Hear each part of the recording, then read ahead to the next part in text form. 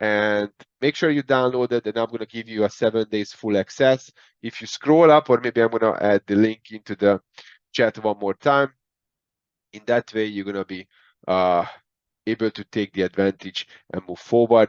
Yeah, give it a go, give it a try, give it hopefully a 5-star review if you like it as well. But that's my gift to you. You can download Google if you have a Google phone or an Apple phone. It doesn't matter. I'm going to be able to kind of give you full access. All right, so the first exercise is going to be drag and drop. And if Vangu, you are with us, I have a question to you that how many drag and drop questions you had on the exam? Was like only 2 or 3?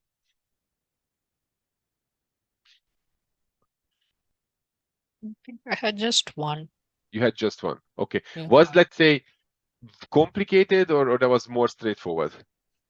It was pretty straightforward. Okay, I remember it was about the forming, storming, norming.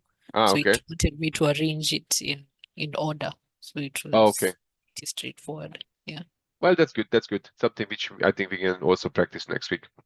All right, but the key thing for the drag and drop, so as Vangui mentioned, 1, maybe 2, maybe 3, worst case, maybe 4 on the exam. Now, 2 things to remember. Number 1, this can be time consuming.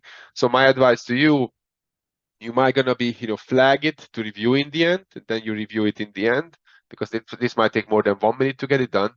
Now, secondly, like you see it on the screen, so we need to mix and match like 9 different things. Now, to score 1 question correctly answer equivalent, you need to make this 100%. So that's, I would say, the trick with that you need to make this 100% to make sure it's scored as 1 correctly answered question. So let's start with this exercise, which is that we need to match the methods with the right process or definition on the right hand side. So technically the idea is that we're moving the orange bricks, which are either agile or predictive, to the right hand side, matching it with the blue bricks. Now normally, if you're attending first time, I'm asking for volunteers to come and join us. The way it works, it is so you raise your hand like Mr. J is doing it already, and then I will ask you to do maybe 2 or 3, and then we can technically take in turns. Now my advice to you, yeah, please participate, because this is how we're going to learn. Okay, and it's the more you take actions, the easier this will get. So Jay Kishan, tell me, my friend, as usual, 1 agile, 1 predictive, please. Okay.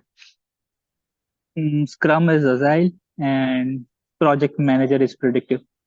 Okay. Now, do we have a project manager on agile? No, we have the Scrum Master.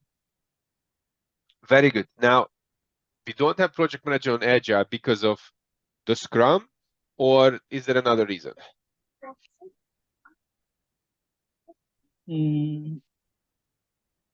Because of Scrum. So, I mean, the point I wanted to make, so Waterfall clearly defined 4 roles: the sponsor, the project, the handwriting with the mouse. So the project coordinator, project expediter, project manager, and then Agile will only define as per Scrum, the Scrum Master, product owner, and the dev team. Okay? Okay. Good. Thank you very much for that. I do see there was another hand raised. Hi, this is Sasha. I was just going to say, I think too, like the reasoning behind why not having a project manager on Scrum is the ethos that they should be self-organizing teams, right? So kind of the reasoning behind why not they should be organizing themselves pretty well in an agile environment. Well, that's a good point, and I fully agree with you. But you're gonna get a question on the exam which will say that here is an agile project with the project manager plus the Scrum Master, and that's why you need to be suspicious, because on those questions you need to focusing on the 4 values and principle and the 12 principles of agile, because again, on paper there is no such a thing. Okay. Oh yeah, definitely. I just like to know the why behind everything, so that's how I think. But yes, agreed. Thank you. Very good, Sasha. If you are happy to speak, would you mind to do 2, maybe 1 agile, 1 predictive as well? Oh gosh. Okay. I'm so new to all of this. So I'm going to go But this is how we learn. work performance data. I'm going to say is predictive. Okay. And then I'm just working on the blue list on the right-hand side. And then product owner is definitely agile. Very good, very good. Can you do one more? Maybe another predictive? I would say project charter is predictive. Bonus question to you. Do we have a project charter on Agile? I don't know. It kind of trips me up a little bit because I would think so, but apparently not. Like, don't we have to have one all the time? You're right. So waterfall project, there is no waterfall project without project charter. But on Agile, since the delivery is also many times called the continuous delivery, does not require a project charter, because what we do, we keep writing code, keep writing code, keep writing code. Right. Now, you might gonna say, isn't this an operational work? And the answer will be slightly, but you need to remember that each release, each sprint, we're writing different code, which very much in line with the definition of what is a project. Right. Yeah. Mm-hmm. And here is the bonus question of the bonus question, which means that, okay, so I keep writing code, completing sprints, releasing functionalities every quarter. How long I can do this? Is there a definite end date to this? We have a budget, but in Agile, it's flexi. That's correct. But so in that case, let's talk about this very quick example here. So let's say we are working with the Facebook app, okay? And each quarter, we're delivering new functionalities and defect fixes. Now, how long we can do this? Is there a definite, I don't know, we can do 5 years of doing this, or who decides how long we can do this? Oh, Mr. Jay Kushan is also having an idea. Yeah, Jay? So mainly in case of Agile, if we have the budget available, till that point of time, we can do it. So let me answer you guys this, the very simplest, most easiest to understand solution. We can do quarterly deliveries of defect fixes and new functionalities until eternity. Why? Because unless somebody will decide to retire the product or delete the product or transform the product to something else, nobody would like to stop this, because this is not a question of budget available, because remember, we prioritizing the backlog based upon value prioritization, because this team can deliver you so much value that is no longer the question, do we have enough budget to yes or no, because this project, this quarterly delivery of software, will be always giving you a great set of return on investment. Always. And is always greater than how much you're invested in. Does that make sense? So I would say that with Agile, really, I mean, you need to consider that there is no end date, and that's the reason we keep prioritizing. That's why we frequently deliver, because this team, let's say, if this team costs you, let's say, $1,000 per release, now this team can deliver $10,000 per release. Now, who the heck would like to stop this? It's always, I'm 10xing my money. I'm super happy about that. And you guys might say that, Gabo, you are not right here. Give you another example. If you think about the Microsoft project as a software, now how frequently Microsoft releasing a newer version of it? Every 5 years or so. But in between, there are always, let's say, defect fixes and maybe sometimes some add-on something. But again, once it has been put together, once it's maintained, it's just still generating the money and the revenue quarter by quarter or year by year. And nobody will stop this, because that's exactly what software has, this capability. Does that make sense with everyone? If yes, just a quick thumbs up into the chat. Because the problem which you are all what we are facing with this value, and the big problem is that how PMI talk about the value, because PMI say that PEM Book 7 is all about that the waterfall can give you the value. But let me give you an example, that I'm building a house, I'm building this house, and I'm gonna do this for rent. Okay, I'm building this house for rent. Now, guys in the US, I'm going to be the next Grant Cardone, okay? So I'm going to be the renting king looking forward. Now, so this whole, building of a house just started, and then one day the builder is giving me a call, Gabor, can you come over and have a look. So I come over, I see there are walls, there are windows, but no electricity, no kitchen, no pipelines, no whatsoever. And the guy say, Gabor, is this represent value to you? So we are somewhere halfway through. And I said, yes, it represents value. But Gabor, can you pay me up full? And I was like, why should I? Because you said it represents value. Yes, my friend, but can I rent out this place without bathroom, electricity, pipelines, and so on? No, you can't.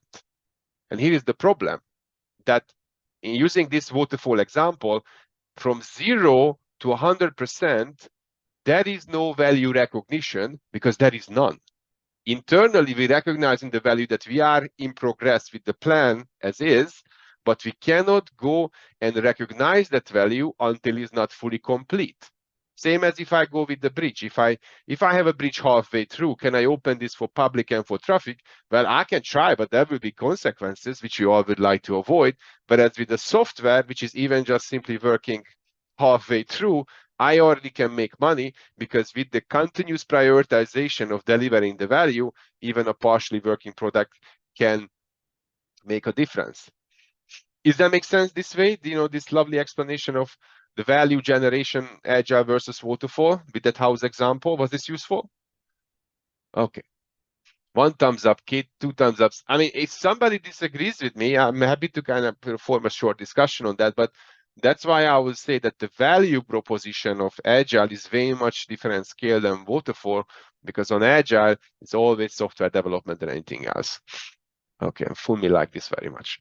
All right, so we have 2 more left on the drag and drop. Who would like to continue from here? Maybe 1 or 2? Okay, Galia, you can go next. Hi, good day. For cost baseline, it would be predictive, Very good. and for sprint, it would be agile. And with the Perfect. cost baseline, that would be like the budget for the project, including the contingency amount. However, if all that is exhausted, then the project manager would have to reach out to management or the sponsor to get approval for I think it's a managerial budget or cost, additional money for the project. I don't remember the terminology for that. Because there is Okay. So contingency you and already started to reading my mind here, which is okay. I like mind reading people. So when we talk about the cost baseline, it has 2 things here. WBS, because WBS represents all the work we have to do, and then you have the contingency reserve. But what is not included is the management reserve. Now the question is that why we don't have the management reserve as part of the cost baseline. Do you know? The management reserve is when the amount that is included in the cost baseline, which is from the WBS, and the contingency has been exhausted. Then you would have to go to management to get approval for the additional funds. So the contingency Okay. But the way you say it is slightly confusing. I mean, in terms of exhaustion, I'll say partially I agree, but the most simplest way to understand it, management reserve is not included because we only use it if you need it. Now, on paper, you never need the management reserve. That's why it's always just a percentage of your overall cost baseline. Okay. Because you only use it if you need it. And then the way you're going to using it, you need to submit a change request to update the cost baseline with the amount you're taking from the management reserve. But the way you're mentioning it, there's nothing wrong with that, but you need to remember that exhausting WBS, all the work plus contingency reserve, on paper, there is no such a thing by PMI because everything should be according to the plan. Yeah. Good. Very well done. Anyone who would like to finish this off from here? So we have 1 agile, 1 predictive.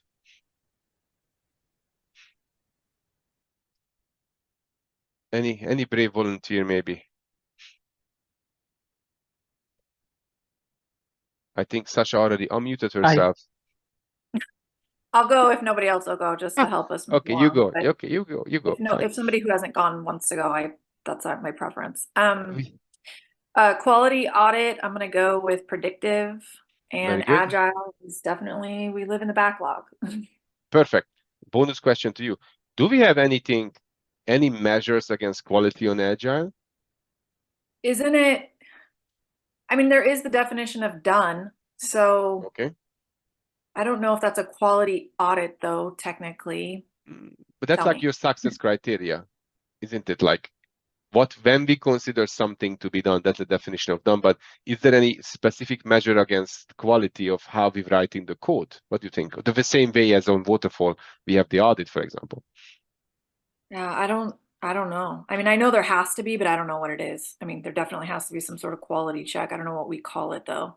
Again, I'm the new kid, so tell me. But I mean, even though so you are a new kid here, but at the end of the day, I mean, your first comments, you already showed me that you have a good understanding. Now, make the long story short, there is no such a measure like against quality on Agile like we have it on Waterfall. Instead, be focusing on the mindset. Now, how are we focusing on the mindset?